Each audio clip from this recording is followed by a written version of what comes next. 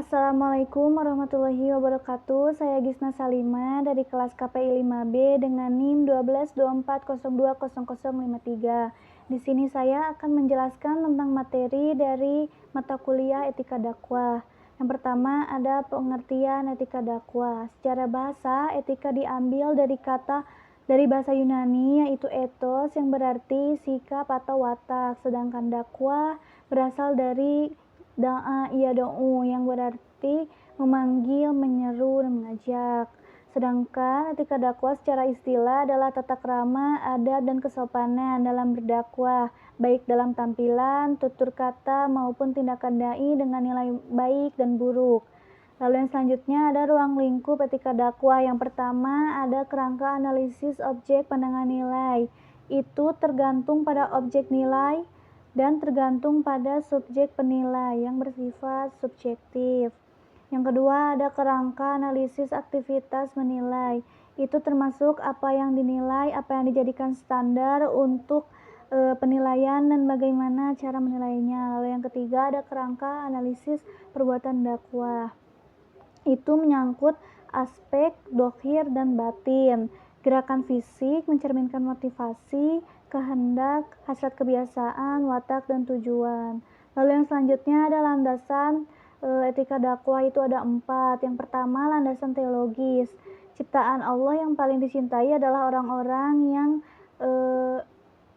beriman dan yang paling sempurna imannya, paling baik akhlaknya, seperti yang disebutkan pada Al-Quran surat Al-Qalam ayat 4.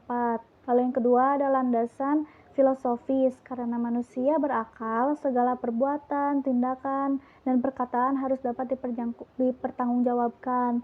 Lalu yang ketiga ada landasan historis. Etika merupakan bagian integral yang tidak terpisahkan dari bangunan filsafat ilmu dakwah, yaitu aspek aksiologi. Dakwah yang menguji tataran ilmu dalam aspek nilai dan norma-norma acuan dalam aplikasi dakwah. Lalu yang keempat ada landasan sosiologis. Manusia adalah makhluk yang hidup bersama-sama dengan manusia yang lain. Manusia membutuhkan manusia yang lain juga. Lalu ada pertanyaan selanjutnya, yaitu tentang pendekatan dan teori etika dakwah. Nah, yang pertama ada nilai etik dakwah. Menurut Al-Quran dan hadis, berdakwah itu harus dilakukan secara hikmah, pengajaran yang baik, dan perdebatan yang terpuji.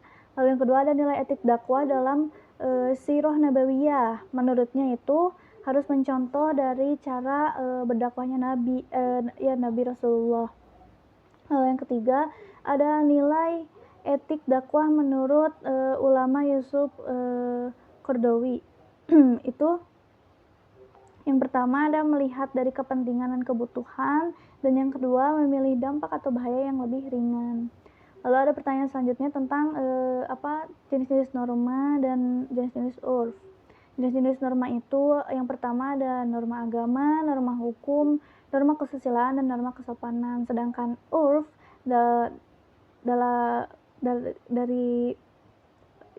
dari kata bahasa yang kebiasaan yang baik. Menurut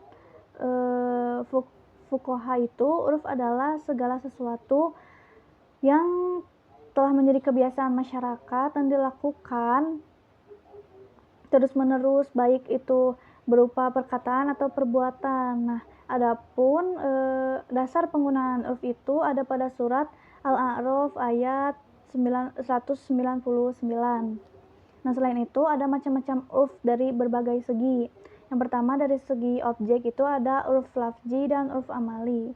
Lalu dari segi cakupan itu ada urf am dan urf khos.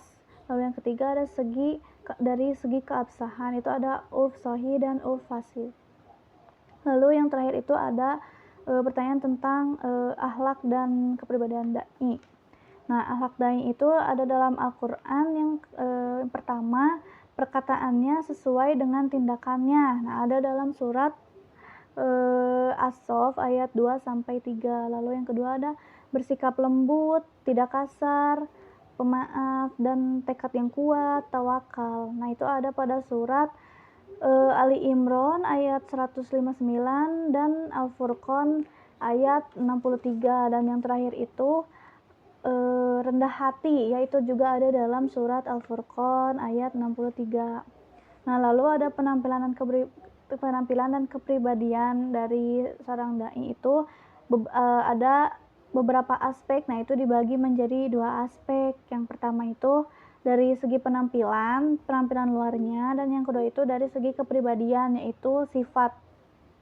Nah, adapun kepribadian ideal bagi seorang dai itu yaitu terbiasa ramah, yaitu seperti senyum, salam, sapa sopan dan santun, mampu mengendalikan emosi dan tidak ekstrim dalam tindakan, dan membiasakan bertutur kata yang baik. Jadi harus memberikan contoh yang baik. Itulah ada kepribadian ideal dari seorang dai. Mungkin itu yang dapat saya sampaikan. Terima kasih. Maaf bila masih banyak kurang dan salah-salah kata. Assalamualaikum warahmatullahi wabarakatuh.